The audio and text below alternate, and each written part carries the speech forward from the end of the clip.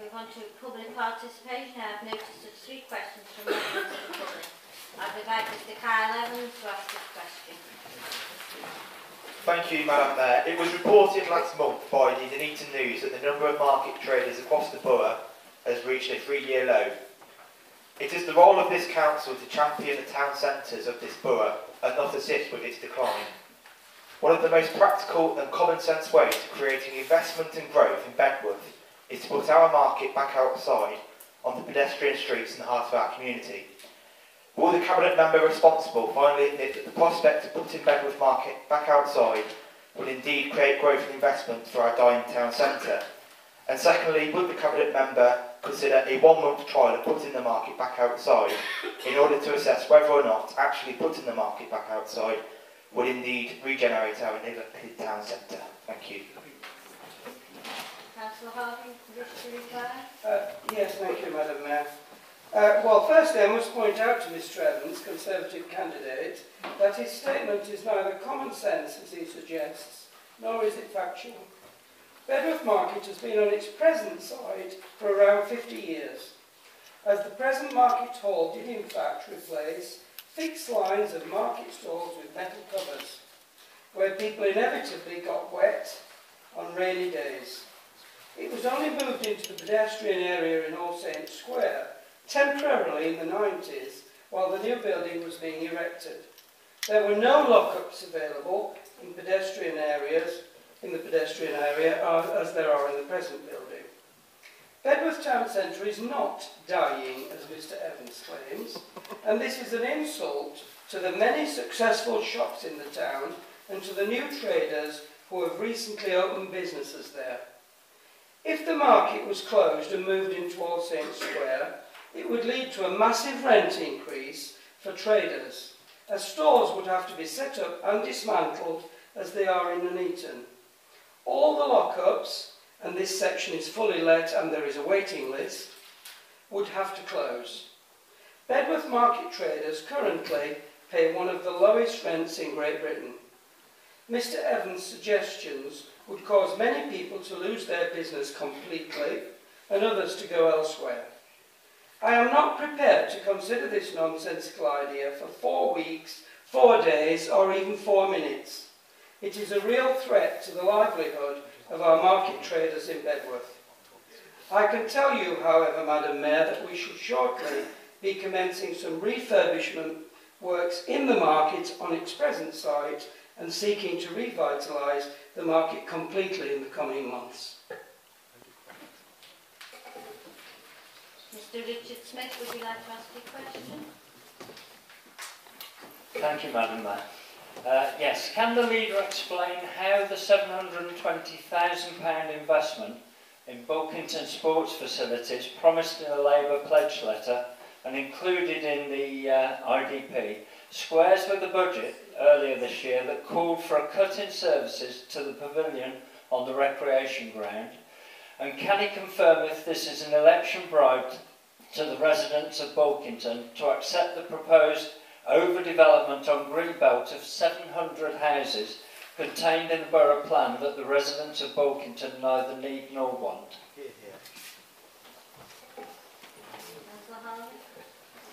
Madam Mayor, could I first explain to Mr Smith that as leader of the council I am not usually called upon to answer questions about party political letters written by someone other than myself. However, I can tell him that we are currently able to reduce revenue cost of running Bulkington Pavilion by working with the users, thereby avoiding more savage cutbacks as could have happened following the Conservative government's slashing of our support grant by around 60%. As far as possible capital improvements to the pavilion are concerned, these would indeed be possible due to development monies due to the council as a result of housing growth. 720,000 is the figure identified as being possible if all sites are developed, and this money will be going to Bulkington. And further, Madam Mayor, I can tell him by personal knowledge that all residents of Bulkington are not against the increase in the housing development. Can I ask Mrs Michelle Converfield to ask her question, please? Thank you. All the evidence indicates that regular exercise at any age is linked to better health outcomes, both physically and mentally. With this in mind, and the fact that Nuneaton and Bedworth scores very poorly on the health indicators produced by Public Health Warwickshire, why is there so little emphasis on mass participation events for sports and activities in this borough? Why, for example, are we the only borough in Warwickshire not holding a weekly park run? And what efforts are being made to reintroduce the play ranges or something similar, which had over 10,000 attendances by children over the summer of 2015-16 before it was disbanded? Councillor Ian Lord. Thank you, Madam Mayor. Nuneaton and Bedworth Borough Council delivers, provides facilities and supports partners in a wide range of sport and leisure in this borough. For example, swimming, football, cricket, athletics, archery, indoor and outdoor bowls, tennis, health and fitness, gyms, come up for breath, both indoor and outdoor, gym facilities, boxing, cycling, BMX, hockey, walking, physical activities, classes, dancing, gymnastics, foot golf, disc golf, outdoor muggers, rollerblading, skateboarding, table tennis, badminton, tri-club, squash, rugby, volleyball, outdoor parks, recreation facilities and allotments are named but a few. Nuneaton and Bedworth are currently in discussions with volunteers to establish a park run with the view of using either the Bedworth Miners Welfare Park and or Whittleford Park as well in Nuneaton as potential venues. The setting up and delivering of the park run is a model now well used across the country and relies totally upon volunteers delivering and coordinating this participation sport.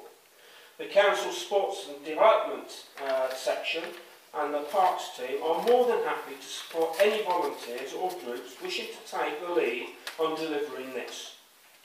Nuneaton and Bedworth Borough Council provides a summer holiday activity programme delivered for residents from the Bedworth Civic Hall. The facility supports parents during the summer holidays and provides a range of activities for all children with arts, crafts, performing, sports and lots of physical activity. There is also many other holiday clubs now delivered by local schools and other partners, which the Council promotes to provide a range of opportunities for local residents to take advantage of. The Borough Council prides itself on delivering, supporting and facilitating a range of leisure, culture, arts and park services for all its residents to experience. These include the Pingles, Bedworth Jubilee, the E-Town Sports Facilities, the Museum and Art Gallery, Bedworth Civic Hall, Miners Welfare Park, Riversley Park and many other recreational grounds and facilities across the borough, which have green gym facilities, open and informal recreation facilities, youth and play area provision, skate parks and much more. This council has a projected budget for 2017-18 in supporting leisure, culture, arts and parks sections is £5,298,350 for the benefit of its residents in making Nuneaton and Bedworth the place and the choice to live, work and visit. I wonder if you can find any neighbouring authority that can commit this amount of time, commitment and money to the well-being and the fitness of its residents, while having to absorb the Conservative government's savage cuts to this council of over 60%. Number 2. Move on to questions by members. I have had notice of 10 questions by members and will not be allowing any supplementary questions due to the number of questions being asked. I would invite Councillor Sandy to ask their question. Thank you, Madam Mayor. Bearing in mind previous responses from government ministers stating current legislation in relation to illegal gypsy encampments on council land is adequate, will the council leader again write to the three Nuneaton and Bedworth MPs asking that they take urgent action in initiating changes to the current legislation to enable this council to evict travellers without the need to take expensive court action. Thank you, Madam Mayor. Madam Mayor, I will certainly do as Councillor Tandy asks and write to the Secretary of State and the 3 MPs representing Nuneaton and Bedworth, asking that they take urgent action in initiating changes to the current legislation. I do hope that this will have more effect than our last letter, sent by email and by post on the 30th of March, which only, and there it is, Madam Mayor, which only generated an automated receipt acknowledgement and no reply at all from any Minister or Member of Parliament. I'd invite Councillor Guthrie to ask this question. Thank you, Madam Mayor.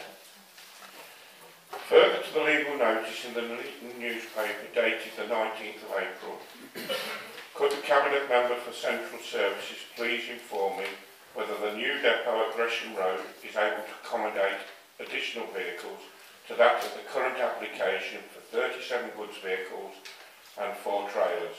With the contracts of ground maintenance coming up for renewal, could the portfolio holder confirm whether the depot will accommodate additional vehicles should the contract be brought back in-house? Thank you.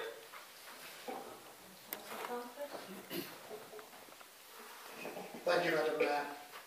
Well, this is an interesting question, and not just because of the side of the chamber it comes from.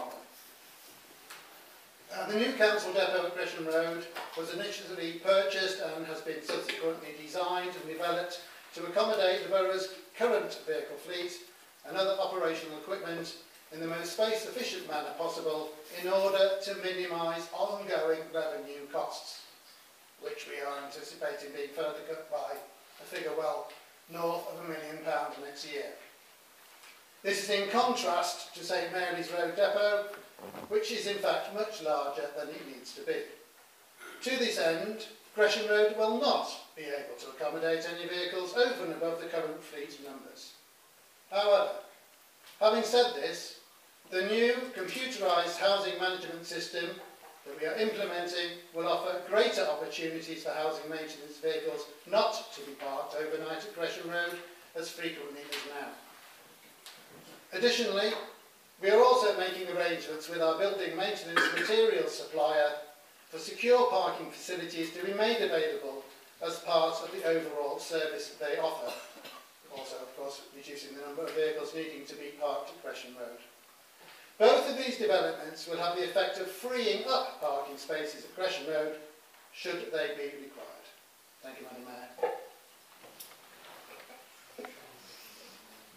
Councillor Wilson, would you like to ask your question? Thank you, Madam Mayor. Footfall is down in our town centres. Car parking income is down over £200,000 on predictions. The number of market stalls has declined. The borough plan is unpopular and severely delayed. We will shortly have no head of planning policy. The climbing wall has proven to be a white elephant. The depot is over budget and over schedule. Yet despite all these important issues going on in our borough, the leader has cancelled the previous 2 cabinet meetings due to a lack of business. How can the leader justify cancelling these meetings at a time when residents of this borough want action? Is this yet another example of Labour incompetence, or is the leader burying bad news until after the election? Thank you. Councillor Harvey, will you reply? Thank you, Madam Mayor. Well, Councillor Wilson's view of Nuneaton and Bedworth is one of doom and gloom and full of inaccuracies. This borough, one of the very few in the whole of Great Britain to keep most of its services intact, despite having had government grant cut by a staggering 60%, has won award after award for its parks, markets, procurement policies, procedures in working with small businesses and health initiatives. Perhaps we do not shout loudly enough about them. The short-lived Conservative administration from 2008 to 2010 managed to close public toilets in our parks, end the summer play scheme for children and privatise the Parks Department, so valued by our residents. Only recently, a former Tory councillor and a Tory candidate sitting in the gallery tonight have posted comments on the so-called social media that the privatised parks service is inferior and is due to me getting a backhander from the contractor. First of all, that is highly libellous, Madam Mayor, but what a cheek when I voted against privatising it, as did all of this side. Then Councillor Wilson says the suggested housing developments are unpopular.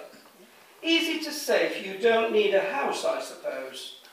Easy to say if you ignore the fact that every other council in Warwickshire, all Conservative controlled, slammed me for refusing to sign a document obliging us to take even more houses.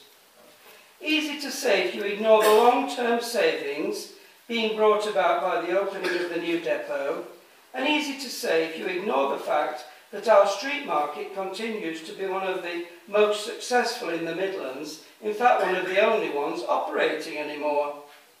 Yes, Madam Mayor, I will continue to cancel Cabinet meetings and any other meetings if there is no specific business to transact. That is the way we save money for local taxpayers. In that way, by looking for small savings throughout our budgets, we can continue to provide a wide range of high-quality services at a rate of council tax lower than Tory North Warwickshire just up the road, and with an average tax which continues to be the lowest in the county. I'll invite Councillor Brindley to ask their question. Thank you, Madam Mayor. According to the latest Q4 figures, car parking income is down 218,000 on the original budgeted figures. Despite warnings from the opposition that increasing car parking charges last year would lead to exactly this, the leader decided that he knew better and pushed ahead with his increase anyway. Will the leader of the council now admit that he got his sums wrong and apologise to the residents of this borough for not only creating an unnecessary black hole in the council's budget that it had to balance the book for this year, but for the damage it has done to the economy of our town centres?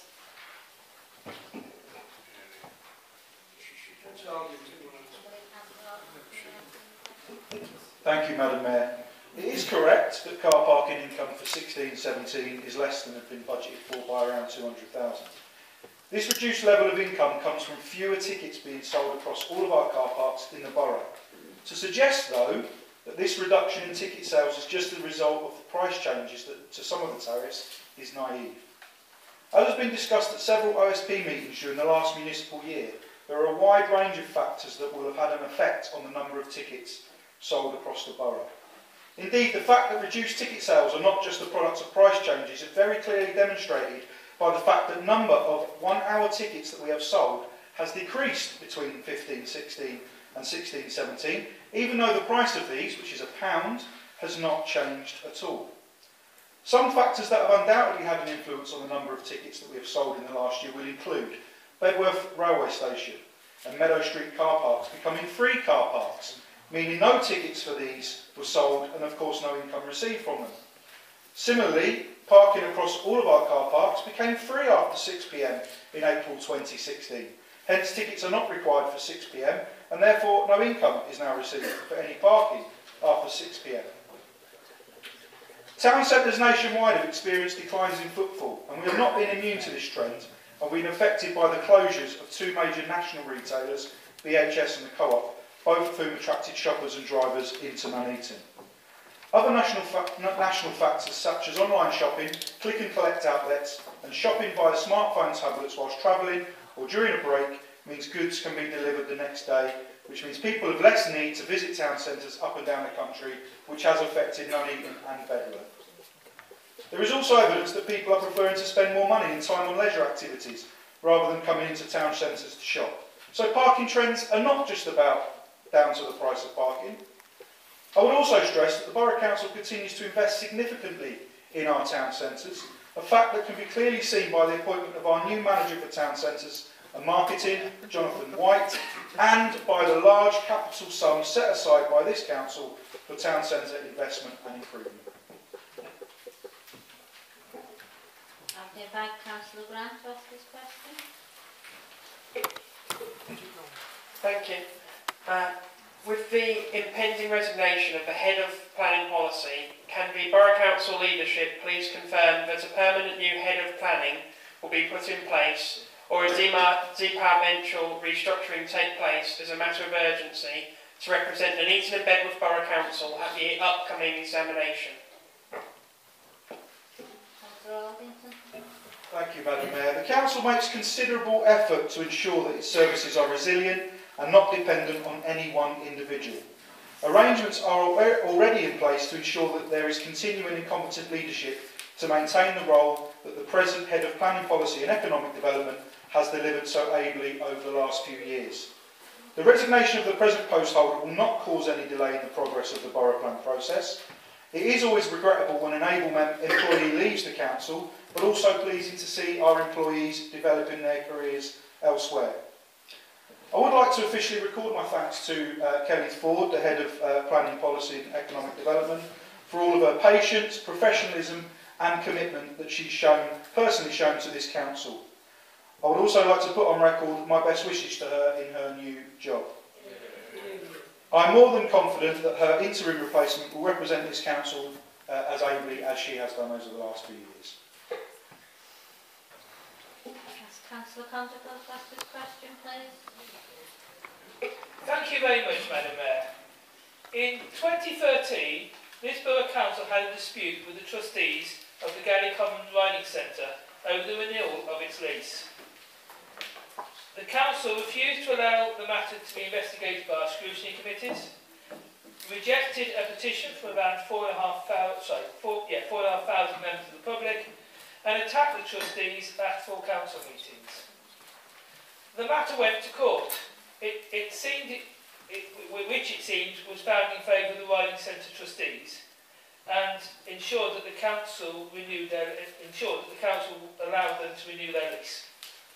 Back in 2014, it seemed that the cost to the council was just under £15,000, including the officers' time, but excluding payments of costs to the Riding Centre and their legal team. Last month, council officers took a decision over the issue, which is being kept confidential due to legal privilege. The title, however, is in the public domain. Delegated authority by officers, statements, costs, claims arising from proceedings brought on behalf of the Nuneaton and North Warwickshire Riding Centre for the Disabled for a new lease of the equestrian centre. I'm not asking about the legal advice, and it's obvious that the council will have to pay the riding centre's costs, which one would expect to be similar to those of the council. The council does need to learn lessons from this fiasco. Will the leader allow us to have a real discussion about this issue at a scrutiny meeting, and would he make himself available for the meeting? And will the leader be making an apology to the riding centre and the council taxpayer? Thank you. Councillor Hardy, Mr. Reply. Well, first of all, Madam Mayor, under the Constitution, as Councillor Condarca should know, what the scrutiny decides to discuss has nothing to do with me. That's the idea of scrutiny. As a member of the executive, I do not decide anything to do with what is discussed at scrutiny. But it may come as no surprise to you, Madam Mayor, and other members of the council, that the situation is not at all as described by Councillor Condarca. The lease for the land was due to come to an end, and discussions with the actual trustees indicated that they wished to end the lease and not renew it. To give effect to the trustees' wishes, a notice was served by the council as landlord in accordance with the law. A new group of individuals who were not trustees served a counter notice which triggered a court hearing. The notice was invalid at the time because the group of individuals had no legal standing to serve the notice. Just prior to the hearing being held, the individuals called a meeting and appointed themselves as trustees, and the judge accepted that. The council immediately agreed to negotiate with the new trustees and agreed the terms of a new lease on a commercial basis. In terms of the process followed, the council has complied with its legal duties and obligations under the law. These processes cost money, Madam Mayor, and these costs are unavailable when the correct procedures are followed. Councillor Copeland, ask your question, please. Thank you, Madam Mayor. Can the portfolio holder for planning and development confirm whether or not all Conservative district leaders are pushing for Nuneaton and Bedworth Borough Council to take more housing in the borough plan? Thank you, Madam Mayor. In a meeting held last month, Tory-led councils voted to oppose the Nuneaton and Bedworth Borough Plan. The meeting, which is attended by leaders of all Warwickshire districts, voted overwhelmingly to oppose MBBC's borough plan on the grounds of duty to cooperate. I say overwhelmingly, Madam Mayor, because Councillor Jackson attended on our behalf, and I don't think she would have voted to take more houses. Did they vote to oppose the plan because they don't agree with where we have identified area of houses? Are they opposing because our plan includes too many houses? No.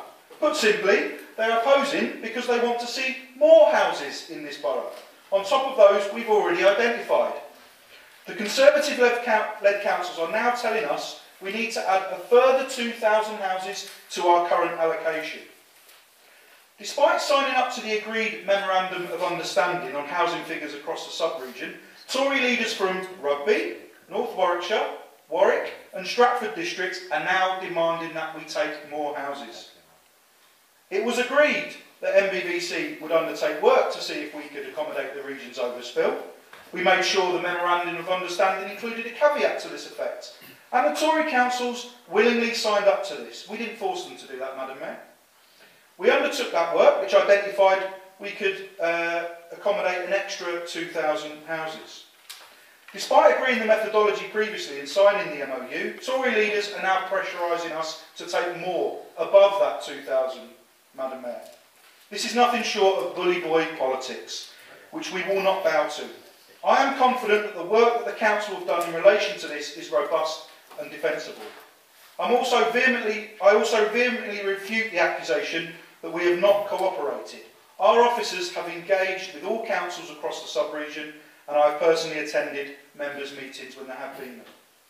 Our duty is to cooperate, Madam Mayor, not to capitulate. And I can assure Councillor Copland and all the members in the Chamber that we will not bend to the will of other councils and succumb to this unwarranted and vicious pressure. Just as an addition to that, Madam Mayor, as well, and I mentioned this previously, but the Secretary of State, Sajid Javid, who happens to be Mr Jones's boss in government, has called for hundreds of thousands of extra houses to be built across the country. In fact, the white paper which he introduced in February of this year opens up more land across the country to be developed on.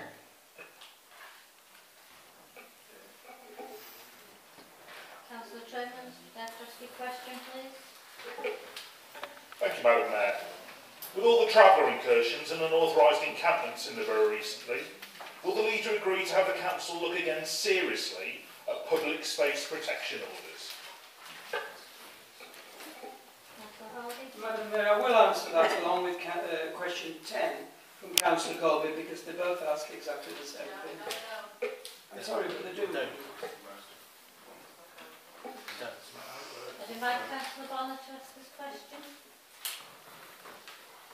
Thank you, Madam Mayor. My question today regards the health of the residents of our borough. It's widely accepted by much and varied scientific research that the excessive use of motor vehicles, particularly private motor vehicles, contribute to the increasing levels of obesity, bad air quality and many other negative aspects to our lives. The only viable alternative at present is a modal change to walking and cycling and an increased use of public transport. A small but significant modal change would be very beneficial to the health of our residents and could also improve the quality of lives generally in many ways. A few examples would reduce congestion on our roads. It's been known to increase the academic learning in children and improve the production of our workforce. Many of the footpaths and cycle routes in our borough are not maintained in a very welcoming or encouraging state. Overgrown shrubs and trees obstruct paths excessive litter are very off-putting. A lot of emphasis recently has been put on car parking and its revenue benefits. A little more time, effort and money spent on our network of paths would, I'm sure, reap greater benefits. I know that some aspects of pathway maintenance is the County Council's responsibility. What I'd like to know is, what are the future plans to improve the maintenance of our pathway network? And what is our plan to encourage modal change in local journeys to encourage our residents to use them? This is one of my... with so many new housing developments being built on the periphery of our towns and villages, yet still within a mile or two of our commercial centres, schools and industrial estates, it's not unreasonable to expect these journeys to be made on foot or by bicycle. I'm sure everybody in this chamber has heard me say that more than 50% of all car journeys are less than 2 miles. 50% less than 2 miles. And they do not involve the carriage of elderly or infirm, very young or mobility disadvantaged people, and they do not involve heavy luggage, shopping or other goods. Therefore, these journeys could easily be accomplished on foot or by bicycle in approximately 30 minutes. We could all do that, just 30 minutes. Thank you.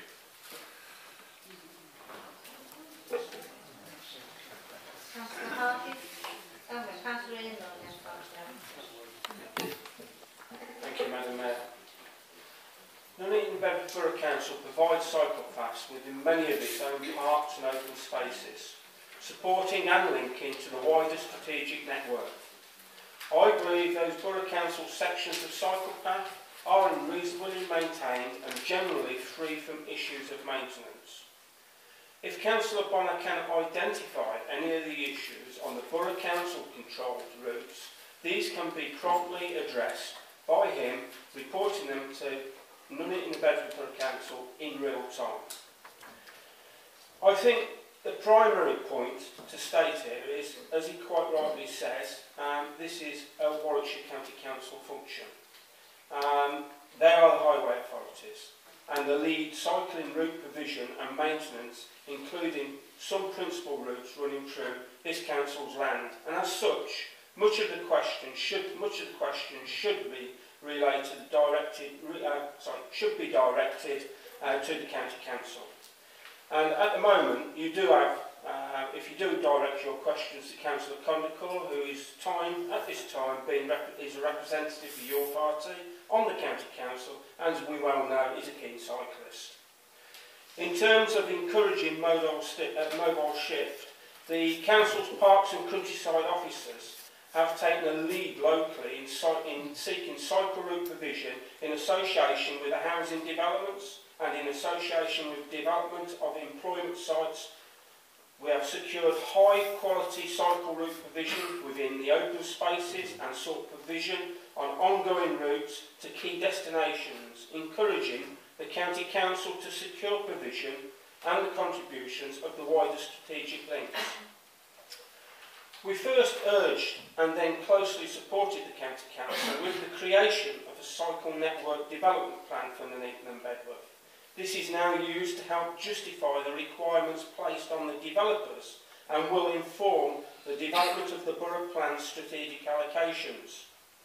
A policy basis for such provision and contributions has also been built into the borough plan. Last but not least, no doubt that Councillor Bonner is aware of the Weddington Walk cycle path, where, as reported before, when a similar question was asked, over £700,000 worth of cycle path creation and improvement works were required to be undertaken by Moira as the condition on the consent of Moira Technology Park. So we are investing locally in the cycle paths. Thank you. I invite Councillor Dalby to ask a question. Thank you, Madam Mayor. On Monday, the 24th of April, Councillor Harvey appeared on the ITV local news as part of a news item regarding the closure of Camp Hill School due to the illegal traveller incursion. Councillor Harvey said, and I quote, "These are people, on the whole, who moved from another site last week in Nuneaton, where the council has had an enormous cost through the courts and clearing up afterwards, and this is a totally unacceptable situation. This is one of the few things that myself and Councillor Harvey agree on. Might want to make a note of that. The situation with the illegal traveller incursions in Nuneaton and Bedworth is unacceptable. I have a video of one of the travellers who, when they were pitched up in Tiverton Drive, in the Tiverton Drive area of Nuneaton, said, "You don't remember," and again this is a direct quote, "You don't remember us here last year, every year.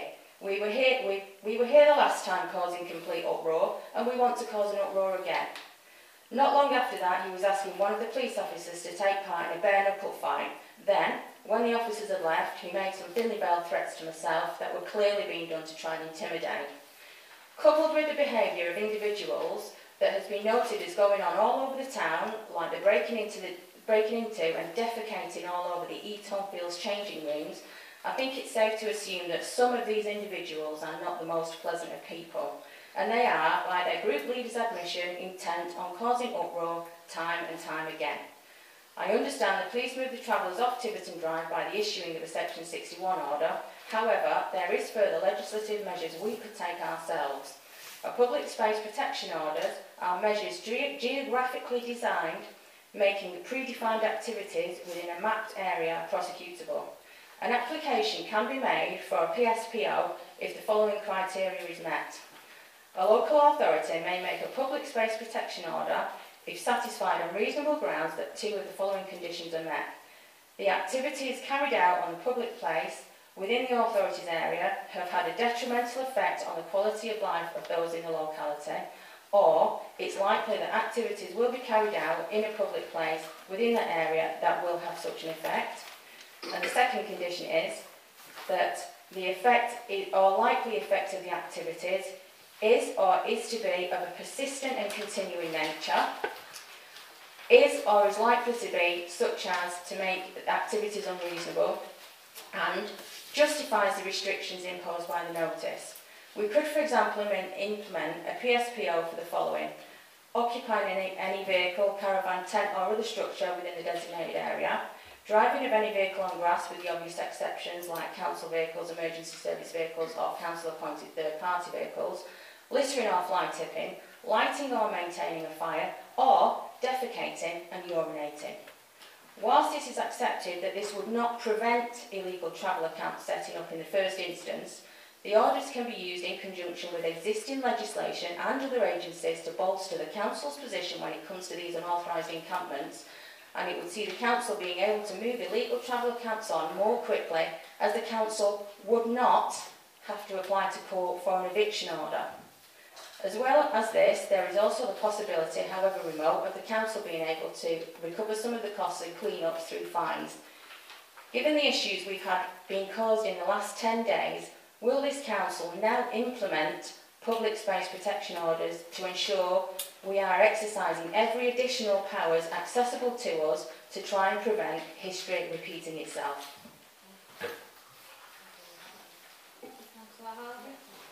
First of all, Madam Mayor, I've got a dictionary here, the Oxford Concise English Dictionary, and I looked at sentence, I looked at question, because it's questions by members, and it says a question is a sentence worded or expressed so as to seek information. It doesn't mention nearly 2 sides of A4.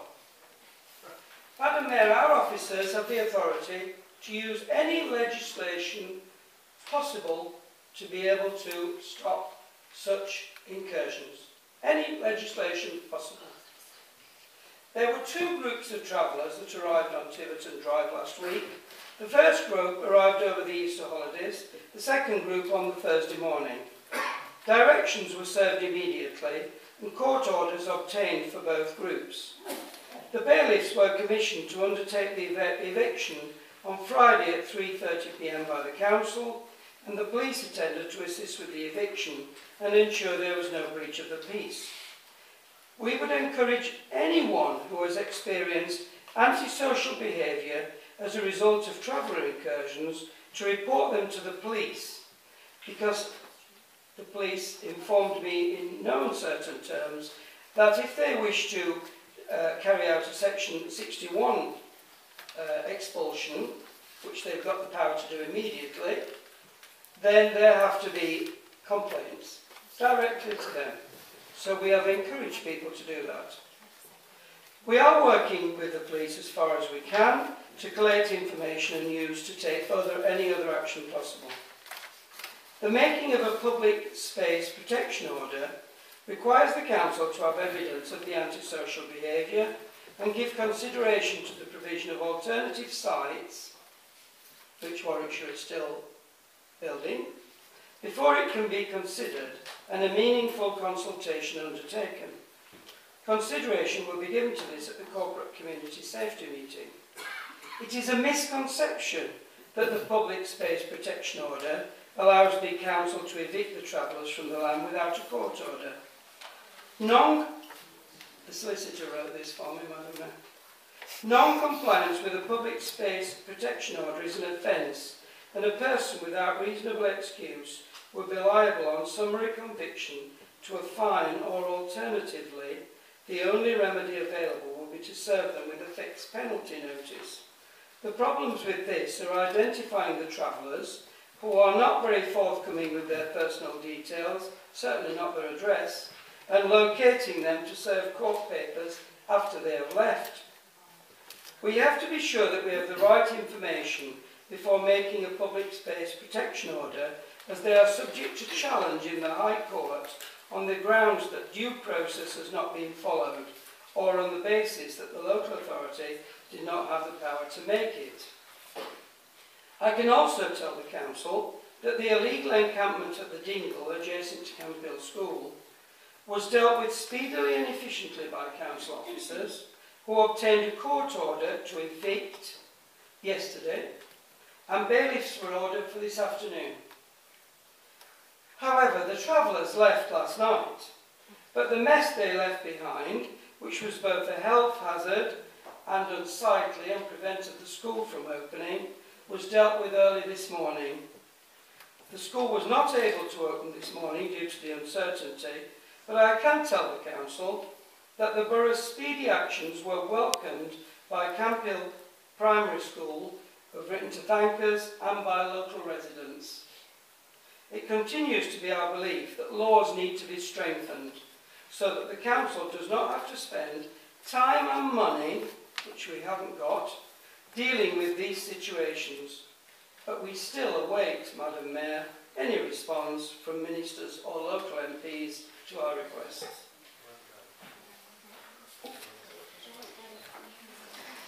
Move to item 9, special agency decisions. I'm informed that there's been no decision taken by the Cabinet under the special agency rule. Item 10, agent decisions as required by the Constitution, a list of those decisions taken in the course of the year under the agency procedure as outlined in the agenda. Does any member wish to ask Councillor Harvey or any other Cabinet members any questions arising from the list?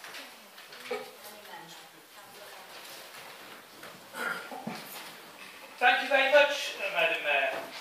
On the list on the top of page 5, it mentions the Borough Plan Working Party. Obviously, it's a Borough Plan not working party because the Borough Plan's 11 years late. But I was actually sent an email before the Borough Plan Working Party reconvened asking my availability for it, which I thought was a promising sign.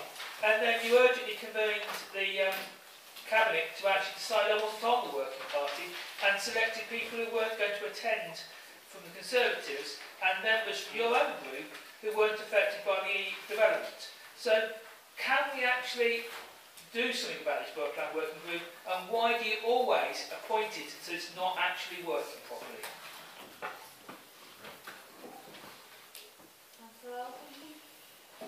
Thank you, Madam Mayor. If he says it, it must be true. Basically, he knows the reason why he wasn't on the Borough Plan Working Party, and that's to do with representation within the chamber. If he looks around, he can quite easily count up that there are 25 of us, 24? 24. There's 5 now over there, but I think there's 7 in total, and I think there's 1, 2 of you. Yeah, that's right. So, therefore, we'd have to have about a third of you, which would make our lives, I think, a bit easier, Councillor Condicoff, if we did just have a third of you. But he knows the reason why he wasn't on it. The decision wasn't made until after he was contacted, so we were following the Constitution ruling on that. Any other member? Councillor Coverdale. On the second urgent decision on the page, consultation on the borough plan submission. This is a really important consultation, and we had it at the Cabinet as an urgent decision. But then we've actually put out an In Touch magazine that came out the day the consultation closed. This is totally crazy. So why wasn't the publication date of the In Touch magazine tied in with the consultation of the borough plan? So people could know when they got In Touch magazine there was actually a consultation on, and not that they've just missed it.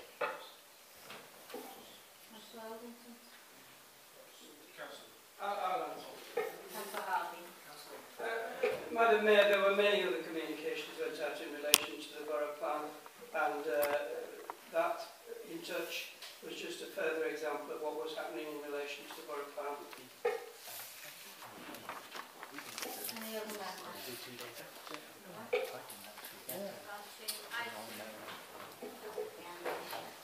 We move on to item 11, overview and scrutiny panels. We have the annual report from the chairs of the panels.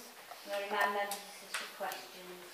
Move to the economic and corporate scrutiny panel. Councillor Glass, do you wish to present the report? Yeah, thanks, Madam Mayor. I wish to present the report on page 51. And apparently it was on item number 12, overview scrutiny review, chaired by Councillor Watkins, comes under that remit also. So, first of all, I would like to, I'll answer any questions I can, and thank all members and officers for the good work they did this year, and wish them well for the next year. Any member? Councillor Connell. In previous years, the scrutiny reports have been a wordy report. This is a table, obviously, which is far more just sort of what happened on which month and things. But going on to page 52, it mentions the car parking charges, and we didn't have a proper review of the car parking charges at the time the parking charges were put up. Both the Greens group and the Conservatives both wanted it called in early. We were told we couldn't be called in early. We wanted it discussed, but it was implemented without any scrutiny. And it is evident that the car parking income was going to drop, and we never had an opportunity to talk about it. It just went straight through, went in the budget, and we're out by £218,000. A lot of the things that were actually going to happen, we knew. We knew we weren't charging after 6 p.m, so we knew the income was down from that. We knew the co-op was closing. So we really should have had a proper scrutiny meeting, and we've got it totally wrong. And what I'd like to ask, Chair, if I may, is why don't we have a proper scrutiny of the parking charges before they're introduced? Councillor Glass, which answer was? Thanks, Chair. There's, Madam Mayor, the questions have already been answered previously in members' questions, and I don't think I could expand any more than what's already happened. Any other member? No? Move on to housing and community. Councillor Tony Lord, do you wish to present your report? Yes, Madam Mayor. I'd like to move the report that's before you. And as John, I'd like to thank everybody that attended the meeting and the hard work they put in the last 12 months. It has been a year, and I'll thank the chair standing in for me when I wasn't there. Because this committee was a very busy committee, and it proved okay because we separated with the health from that. And you can imagine the amount of work that was attached to it, and with the other committees serving up, it really has taken a lot of the pressure off and people. May I also, of this opportunity, thank all the people outside bodies, the police and hospitals and everybody that come to the committee and gave us reports and helped so that we can carry out our duties and do the work. So I would just like to thank everybody doing that and the work they put in. And some of the evenings was late as well for the reports, but they stuck it out and done what they had to do and left it to do. So I do thank them sincerely for all the work they've done, and I'll move it here this evening. Any member got any questions? Councillor Sondergaard? It's me again. Thank you, Madam Chair. On page 54, the third one up from the bottom, it mentions petition Save Our Wardens to be added to the next meeting's agenda. You'll recall that residents raised a petition and their relatives to try and save the wardens at our sheltered housing complexes, and that we tried to discuss this at one of your meetings. We were not only not allowed to discuss it, you threatened to get the porters to chuck me out of the meeting for trying to discuss the petition, and instead it was put onto an agenda for March, when yet again it wasn't discussed. Can you explain why we didn't have a proper debate on the petition raised by the public about the sheltered warden scheme? Councillor Lloyd. No, the report and that was still going through. It was still being dealt with the cabinet member and the portfolio elder with regards to that.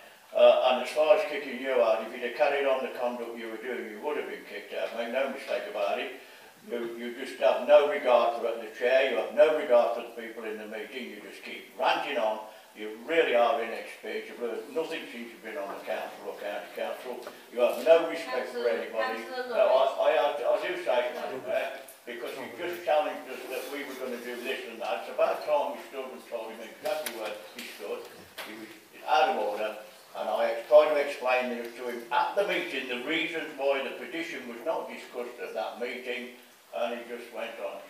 And I had to revert to tell him to behave himself and conduct himself properly. Therefore, if he has any further conduct or wants to know any further with regard to the, what is happening with the warden schemes and what is happening with their employees, please contact the portfolio and I'm sure that he'll get all the information that is required to that. Thank you. Councillor Dowdy.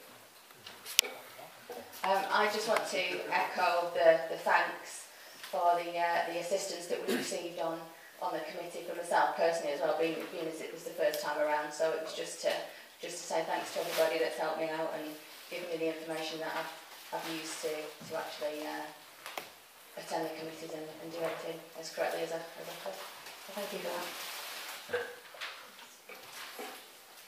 Member? I'll move as the chair. Planning and Environment Scrutiny Report on page 56. Anybody got any questions?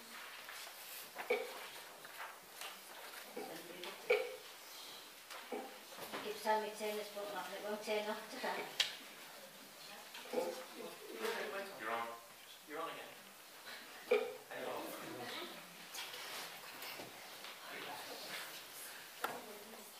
Thank you, Madam Mayor. I'd like to ask a question on page 56 at the very bottom about the unlawful encampments special meeting which was held. In addition to some of the other recommendations which were made, it also refers to contacting the Kenilworth Horse Fair to see if any issues can be resolved to make additions, because as we all know, the Kenilworth Horse Fair is what attracts most of the gypsy and travellers into our area. The performance and the attractiveness of that area is a separate question, but the main issue is the horse fair which brings them in. It was resolved to ask for a letter to be sent to the organisers.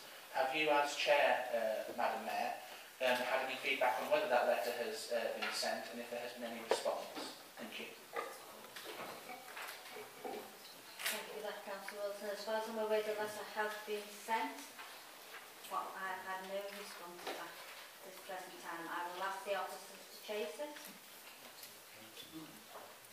The County Council, I believe, sent a letter on our behalf, so I will chase it to see why we haven't had anything back from them. Thank you very much, Madam Chair. On page 57, it mentions the Air Quality Management Report. And Air Quality is mentioned, it came up to your committee twice, once relating to the Borough Plan and once in relation to the annual report. In both cases, the public is not being served by the delays and problems with the Air Quality Report, because the report that goes to the committee at the beginning of 2017 is the Air Quality Report from 2015. So we have a year's delay while they actually write the Air Quality Report. Air quality is such an important thing. Why have we had such delays? And in future, given all the controversy over the changes to the air quality report to the Borough Plan, Why can't we have a proper meeting and a proper debate with the consultants that wrote the report? Councillor Constable, I can't really add much more to what the Managing Director has said in terms of the air quality report. My understanding is we report on the data we get back. So if there's a delay in shifting time, there's not an awful lot we can do about that. And it actually, as the WAVE programme is up and coming, if you want to put that on the WAVE programme. And I'll leave it there. Okay. Thank you, Amanda. Move on to the health. Yeah, thank you very much, Madam Mayor. I think, again, like all scrutiny members, the councillors that have taken part in scrutiny this year, I wish to thank them, and especially the people I work with, the councillors and independent residents that I work with throughout the year. And obviously, health is an ongoing thing. We have got work going forward on self-harm. The strategic transformation plan will continue to be scrutinised. The one good piece of work where scrutiny actually performed well this year from a health point of view was the saving of the health centre at Hatter Space. Thanks to working with fellow public health, etc., county council, but we did force the county council to rethink and keep it open. There was one disappointment, in a way, reference to the panel this year, Madam Mayor. The work of councillors of all parties on scrutiny, on internal and outside bodies who provide services to our public, is something councillors do, which the general public may not realise. We do, but thanks to the filming, anyone can tune in now and see the work. You know, we sometimes get the blame as councillors and scrutiny, blame for everything and credit for nothing. And then sometimes, Madam Mayor, when people become councillors, changes not foreseen happen, and they find difficulty in fulfilling their roles when they're elected to do so. We've had past and present examples of this. It happens. It happens on scrutiny, it happens in other roles. My disappointment, Madam Mayor, is that my Vice Chair, Councillor Dan Desane, was unable to commit to his elected role. Whatever reason, of the 6 official diarised meetings, he attended once. Of the other 5, he apologised once. Not only that, no substitute, as is normal common procedure, ever arranged. Madam Mayor, this reflects badly on all of us, on the unseen work of others, of all parties. But what really concerns me, and I believe that this is in the public interest as a councillor, is that Councillor Desane is standing again in Galley Common as a county councillor. It concerns me that if he is not to fulfil his role for whatever reason as a borough councillor, how is he going to fulfil his role if elected as a county councillor? I say this because it's in the public interest. We as councillors work really hard. Things happen in people's lives. We know from our own side, changes happen. I just think that was my one disappointment for the year. Any member got any questions? Councillor Wilson. Thank you, Madam Mayor. Councillor Phillips has been uncommonly and uncharacteristically rude. If he wants to look at the performance of councillors, Madam Mayor, perhaps he should look at the diabolical performance of Councillor Doherty living in Hull, claiming £5,000. But can I ask I'm going to ask the chairman whether he is aware that actually Councillor Desane not only practices what he preaches, but works in the ambulance service, so actually is at the front line of delivering health services instead of talking about it, and also that during the time he was on paternity leave welcoming his 3rd child, which is something that I believe all councillors will congratulate. Is he aware of that, Madam Mayor? With the greatest respect, no, I wasn't aware of that, and I never made any suggestion. I made a suggestion that councillors cannot sometimes make meetings. My main point is, though, we have a protocol of substitution and the courtesy of apologies, which has not been forthcoming. That was a disappointment. Terry Doherty paid back his money. I've got Councillor McGarvey. Questions? Thank you very much, Madam Chair. It was a great privilege to attend a few of your meetings and be allowed to speak, and my wife Michelle's attend lots of meetings. Can we actually look at making this scrutiny panel more open to all parties? Because obviously the Greens don't have a seat on it, and we actually have a lot to contribute, and actually are quite pleased with a lot of the stuff you've been doing, particularly over the Hatters Centre. So certainly we should work on together, but we should actually have all parties represented on the Health Committee. Councillor Phillips? Well, we know the process. Councillor Condicord knows the process. You know, I think Councillor Condicord did very well in his contributions and representation, and it almost felt like he was a member of the committee.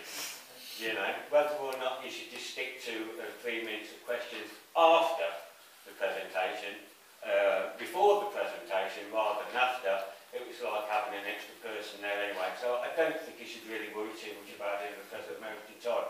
Scrutiny is very open. Councillor Margaret. Thank you, Madam Mayor. Can I begin by thanking Councillor Watkins for taking my place on the committee? I've actually been unwell for over a year and therefore couldn't manage to sit on multiple committees and did use the system of somebody taking my place. So I wanted to thank Councillor Watkins and I was very grateful. Can I also welcome the work programme item that will look at health inequality and ask whether the chair of the OSP would also possibly next year support me in requesting to look at overnight hospice care here in North Warwickshire, because our residents should not have to go to Warwick and Leamington and be away from family, friends and loved ones at their last hours, days and weeks. And it's something I'll be putting in, and I'd like to ask for the support of the chair, and again thank Councillor Watkins and my other colleagues for their support during this difficult time. Thank you. Councillor Phillips. Thank you very much, Madam Mayor. I think Councillor Margaret will be happy to know that we already discussed this at the last health overview scrutiny panel, and it is on the work list for next year, whoever might be leading it. Councillor Harvey? Just in relation to what's been said about places on committees and panels, Madam Mayor, those are allocated on the basis of a mathematical chart done by the head of legal, following the law, and it's all to do with the proportions on the council. So, in fact, once the cabinet is taken out of it, then people on scrutiny, the places are worked out. But as we well know, we're very open, as has been said, in terms of people being on speaking committees. To my knowledge, Councillor Condoc attends every single meeting of this council and speaks on almost every single item. And I thank my fellow chairs and the panels for the work undertaken beyond the municipal year. From the chair, I'd like to move that the reports be noted. Is there a seconder? Seconded. All those in favour? Show.